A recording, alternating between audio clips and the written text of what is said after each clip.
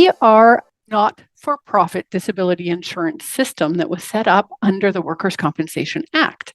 So we are the neutral administrators of the Workers' Compensation Act. Our mission is working together with our partners will significantly and measurably reduce the impact of workplace injury and illness on Albertans. Like I said, we are, on the most part, disability management. We do work with and really enjoy occupational health and safety. They're more of the safety side. We also have some of our industry premiums that are funding specific safety associations out in the province. Currently, we're protecting about 159,000 employers and 1.9 million workers. Most industries in the province of Alberta are required to have workers' compensation coverage. Are entirely funded by employers. The Workers' Compensation Board collects approximately $1.2 billion in premiums in a year. We are fully funded, so we are collecting the premiums, and that will fully fund the injuries and expenses and costs for the 2024 claims that we're going to be administering. So what does the WCB do? What we are is anytime anyone has a workplace injury, it's definitely going to be stressful. We are covering injuries that are arising out of and occurring in the course of employment. It could be occupational disease, physical injury, psychological injuries. We are a no-fault insurance provider, so we're never going to be questioning who was at fault. Was it the employer's fault because the equipment wasn't maintained, or did a worker potentially not follow through on the procedures that you have for safety? That's not a factor for us. We are no fault. Once again, did it arise out of or occur in the course of employment? Now, we will provide medical and return to work support services. So if a worker is injured, the doctor's appointment,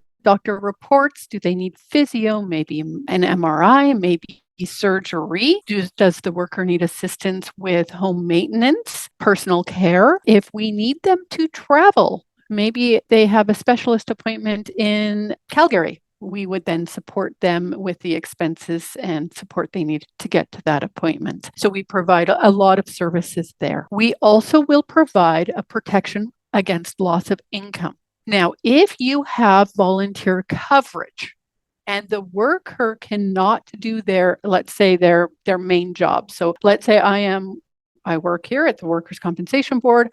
I volunteer with Charles for the Berkey. I am injured with my volunteer work, and that prevents me from doing my daytime job where I make the money. The coverage would fall under the account that the Berkey has. Since you're not losing any wages, because that's a volunteer position, we wouldn't be paying you for those wages, but the WCB would be able to cover the lost wages you have from your full-time earning position.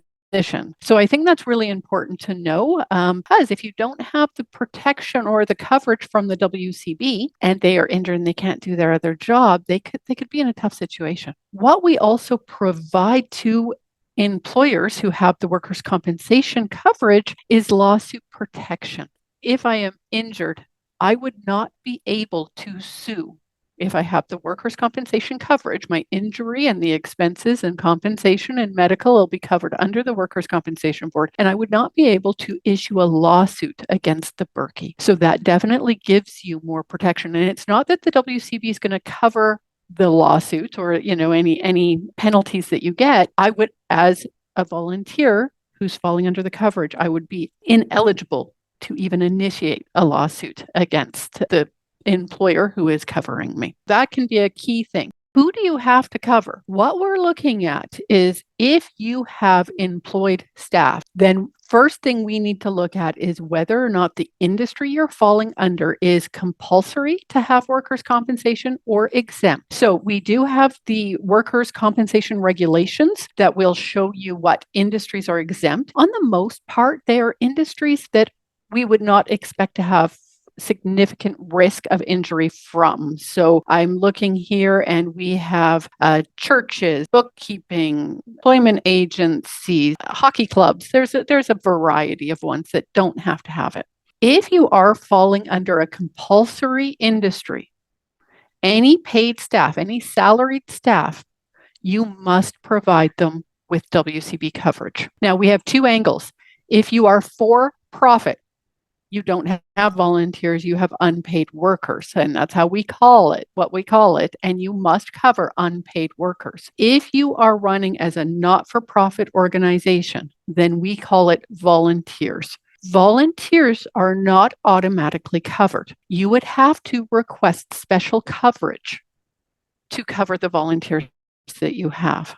If not-for-profits do not require WCB coverage if they do not employ staff, but you do have the option, even if you're in an exempt industry, you do have the option to provide the coverage to your volunteers as well as your board members. Keep in mind that will then provide you that protection from lawsuit, but then it can also provide the protection that the worker needs if they are injured in the course of their volunteer work. Where do we start? What is this going to be looking like? Every employer is put into an industry that is based off of what are their main operations. And it is based off of the risk and liability that comes out of that industry. We do have different premium rates depending. Our highest industry rate is $5.35, and that's for every $100 of assessable earnings. And that industry is falling under construction. So you can recognize that if you are in construction, there could be more risk and liability for injury. When somebody is injured, the Workers' Compensation Board will reimburse lost wages. We will also cover the medical costs. And if a worker is unable to go back to that position, then we would be looking at providing vocational services and potentially a wage top-up for many, many years down the road. So we do need to collect more in that industry. Our lowest industry rate is 0.14 cents for every $100 of assessable earnings. And we're looking into more of the map making, architect,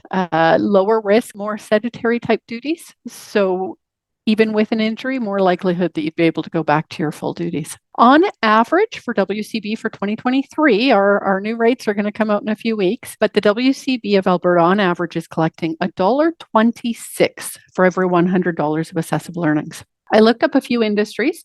So ski hills is 90 cents. Music festivals is $1.33.